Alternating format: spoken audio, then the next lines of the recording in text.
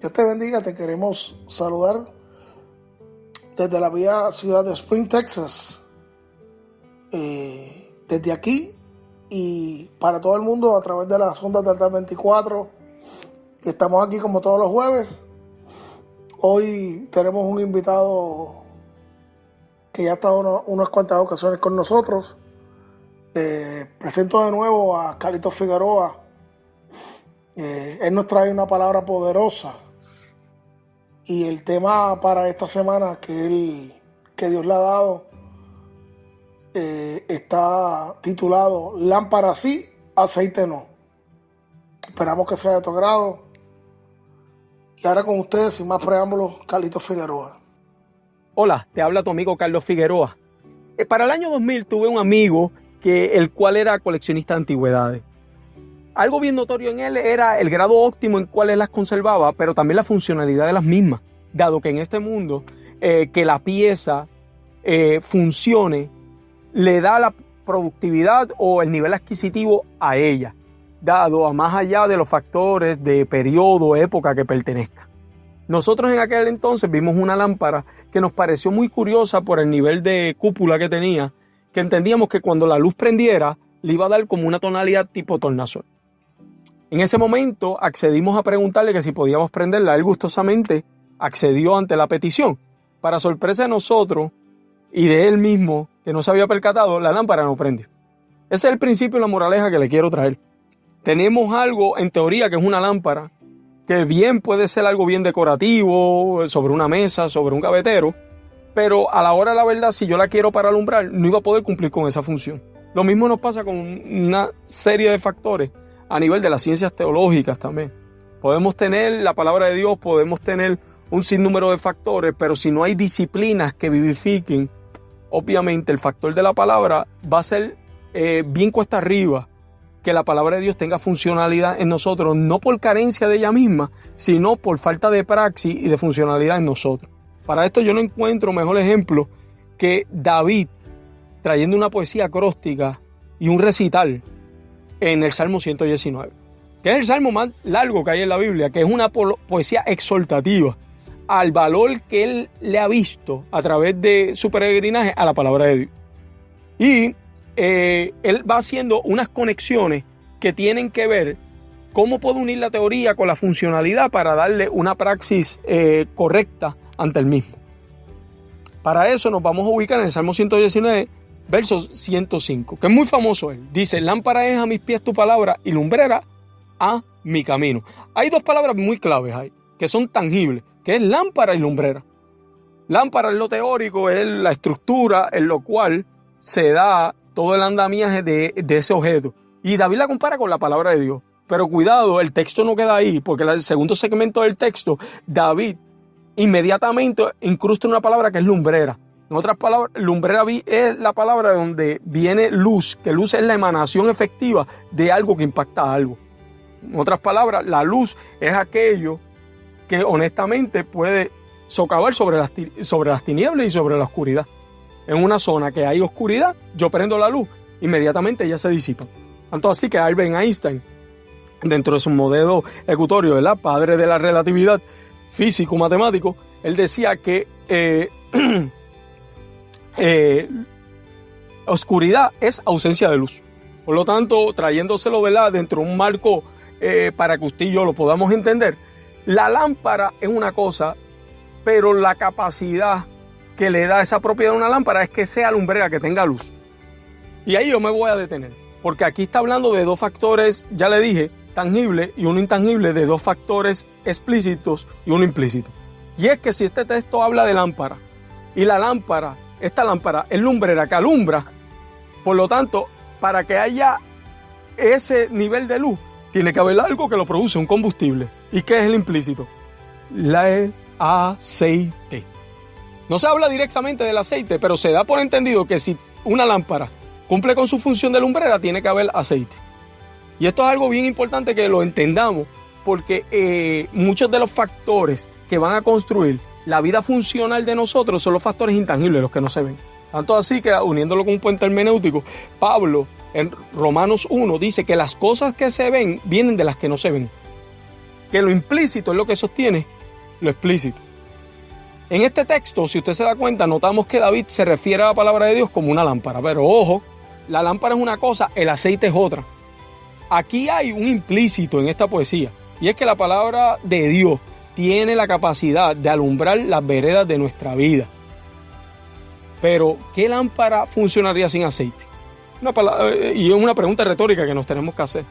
Porque podemos tener nosotros lámparas y no tener aceite, ¿verdad? En este caso. Porque para que haya luz, tiene que haber aceite. Cuando usted lee este texto y dice, y lumbrera mi camino, si hay esa lumbrera, esa luz, podemos inferir que en este texto es porque de antemano hay aceite en esa lámpara para que emane esa luz. Lo peor del mundo es querer ser lumbrera sin nunca habernos sido diligentes y concentrados en que haya aceite. La gran pregunta que nos tenemos que hacer, ¿y qué tiene que ver a nivel de símbolo, de tiempo y espacio este aceite? Le regalo un principio, hermano y hermana que me escucha. La efectividad de una lámpara no es que la tengamos, sino que tengamos lo que le da funcionalidad. Trayéndoselo en teoría y en orden praxis, esa efectividad que da la palabra de Dios no es que simplemente tengamos una Biblia, sino que sepamos cómo es el orden funcional de ella. Porque eso es lo que puede hacer el detalle entre lo que practica versus lo que usted cree. Es algo muy importante dentro de los niveles de acercamiento bíblico de nosotros. Hemos visto, por lo menos yo en mi peregrinaje en esta vida del cristianismo, hermanos y hermanas de la fe que tienen sus lámparas pero carecen de aceite. Algunos me han dicho en una manera de autodefensa, la palabra de Dios es poder, hermano. Y yo lo entiendo, ¿verdad? Y entiendo su genuidad, pero también entiendo lo incompleto de ese veredicto cuando se carece de que sí, la palabra es poder, pero el poder, el dunamis, lo que se conoce como dunamis en el griego, eso que es como dinamita, es algo que lo activa. O sea, no es por meramente tener la palabra de Dios lo que va a ejercer poder, es lo que es aquello que yo en lo implícito utilizo para activar ese poder. Por eso muchas veces yo le digo con cierto temor y temblor, como dice Filipenses 2:12, y con veracidad, sí, hermano, es poder de Dios, siempre y cuando esté lo que vivifica esa palabra. ¿Y qué es? El Espíritu Santo. ¿Te has dado cuenta, hermano y hermana, que en la Biblia se utiliza como tipificación del Espíritu Santo el aceite? ¿Por qué será? ¿Por qué será que utilizará eso? Vamos ya mismo a entrar en eso. Hoy hay muchas lámparas, esta es la tesis que quiero traer, pero lo que hay es carencia de aceite. Vamos a ver entonces qué será, ¿verdad? Esto de aceite, ¿verdad? Tanto así que Cristo, cuando abre verdaderamente ese paréntesis, utiliza muchas analogías y muchas parábolas para tocar este tema. La más suspicaz y sagaz que Jesús utiliza es el ejemplo de la parábola de los 10 vírgenes. Principalmente esta está en Mateo 25, del 1 al 12. Vamos a ver cómo dice. Entonces el reino de los cielos es semejante o será semejante a 10 vírgenes que tomando sus lámparas salieron a recibir al esposo. 5 de ellas eran prudentes y 5 insensatas. Si quiere, usted, hermano y hermana, esa nota aclárela y subráyela en Mateo 25:2. Prudencia, insensatez. Y ahora, suspicazmente, empieza a explicar lo que es insensata. Mira lo que hace una insensata. Y las insensatas, verso 3, tomando sus lámparas, no tomaron consigo el aceite, más las prudentes, escuche bien, tomaron el aceite en su vasija y juntamente con sus lámparas. Y tardándose el esposo, cabecearon todas y se durmieron. Y a la medianoche se oyó un clamor: aquí viene el esposo, salid a recibirle. Entonces todas las vírgenes se levantaron y arreglaron sus lámparas. Y las insensatas dijeron a las prudentes: escuche bien esto, hermano y hermana, danos de vuestro aceite, porque nuestras lámparas se apagan. Mas las prudentes respondieron diciendo: para que no nos falte a nosotras y a vosotras, id bien a los que venden y comprar para vosotras mismas. Pero mientras ellas iban a comprar, vino el esposo. Y las que estaban preparadas entraron con él a las bodas y se cerró la puerta. Después vinieron también las otras vírgenes diciendo: Señor, Señor, ábrenos.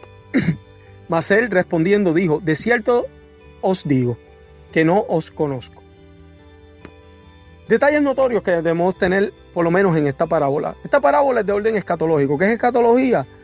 Es aquella consecuencia que tiene que ver con el fin de los tiempos. Incluso Jesús está utilizando esta anécdota parabólica para traer el concepto de su venida. ¿Por qué, Carlos, tú te basas en eso? Pues sencillo, porque lo está utilizando el concepto principalmente en el verso 10 del esposo. Y usted sabe y yo que en Apocalipsis 19:7 usted y yo nos preparamos para las bodas de la cena del Cordero. Y tanto así que se le llama a la iglesia su esposa y al novio su esposo. Por lo tanto, aquí Cristo está trayendo algo implícito, refiriéndose a él mismo, de cuando sea su venida. Bien importante, porque cuando usted se va al verso principalmente 2, dice 2 características de esas personas que él cuando venga se puede encontrar. Y es las personas que son prudentes y las personas que son insensatas. Carlos, pero explícame, ¿cuál es la diferencia entre prudencia e insensatez? Vamos para el verso 3 y 4, que yo creo que le va a hacer mucho sentido a usted y a mí. Dice que las insensatas, mire, escuche, tomaron sus lámparas, mas no tomaron consigo aceite. Mas las prudentes tomaron aceite en sus vasijas juntamente con sus lámparas. Hermano, hermana, pendiente a esta postura. El denominador común entre los insensatos y las prudentes, ambos tenían lámparas. Ambos tenían la palabra de Dios, trayéndolo en un puente hermenéutico con el Salmo 119, verso 105, que tu palabra es lámpara. O sea, ambos tenían las lámparas. ¿Cuál era la carencia? ¿Qué es lo que hacía ser insensata y ser prudente? No era no tener lámpara, ambas tenían lámpara. Era que las insensatas, mire qué interesante, tenían las lámparas, pero no tenían consigo aceite. En otras palabras, ¿para qué me sirve una lámpara sin aceite si no puede alumbrar? Mas las prudentes, mire esto, tomaron consigo el aceite en su vasija y con las lámparas. En otras palabras, tomaron consigo esa capacidad dentro de la espiritualidad. ¿Qué representa el aceite? Que esa fue la pregunta medular que nos quedamos hace un tiempo atrás en esta dialéctica usted y yo. El aceite lo que tipifica es la intimidad con Dios. Aquello que nosotros construimos con Él. Aquello que no se hace por un encuentro esporádico, sino aquello que se va construyendo día a día. Aquellos que están casados saben que las relaciones, la intimidad, no se puede circunscribir netamente a lo sexual. Eso es simplemente una ramita del gran árbol. Sino que la intimidad sí envuelve lo sexual, pero envuelve la comunicación, envuelve el manejo de conflictos, envuelve una gama de factores que todo eso netamente va a construir la intimidad. Por lo tanto, la intimidad, usted va a ver que el aceite es una construcción de un sinnúmero de factores que van a darle esa intimidad. Lo más sorprendente, vamos al verso 8, y que esto me lo han traído muchos estudiantes, principalmente de Cristología, hacia este tema. Me decían lo siguiente: cuando usted lee ese texto, esa narrativa bíblica, me decían, ¿por qué las prudentes no le dieron del aceite a las insensatas? Porque las insensatas se lo pidieron antes que llegara el esposo. ¿Por qué no le dieron? Para construir esto y refrescarle la memoria, se lo voy a leer nuevamente. Mira esto. Las insensatas le dijeron a las prudentes: danos de vuestro aceite, porque nuestras lámparas se apagan. Mas las prudentes respondieron diciendo: para que no nos falte a nosotras y a vosotras, id más bien a los que venden y comprar para vosotras mismas. Les regalo un principio que va a ser medular para su desarrollo de una relación con el Señor, hermana y hermana. ¿Por qué no le pudieron dar aceite? Porque el aceite representa la intimidad con Dios. En otras palabras, cuando las insensatas le piden a las prudentes aceite, lo que le están diciendo es: danos de tu intimidad, danos del precio que tú has pagado, dánoslos a nosotros. ¿Y saben lo que le están diciendo las prudentes cuando no le negaron darle el aceite? No están siendo egoístas, no están siendo mala fe. Las prudentes le están diciendo: la intimidad no se puede prestar. Yo te puedo exhortar con mi vida de intimidad, pero te corresponde a ti desarrollar tu relación con Dios. Así que ve a aquel que la puede ofrecer.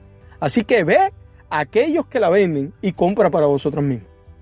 Por lo tanto, esta es una historia que encierra la capacidad de aquello que se había dejado de hacer. Aquellas facultades que muchas veces la insensatez nos lleva, por desgracia, a que podemos tener lámparas, como lo vemos en esta historia, pero descuidar lo más básico de la vida, que es la intimidad.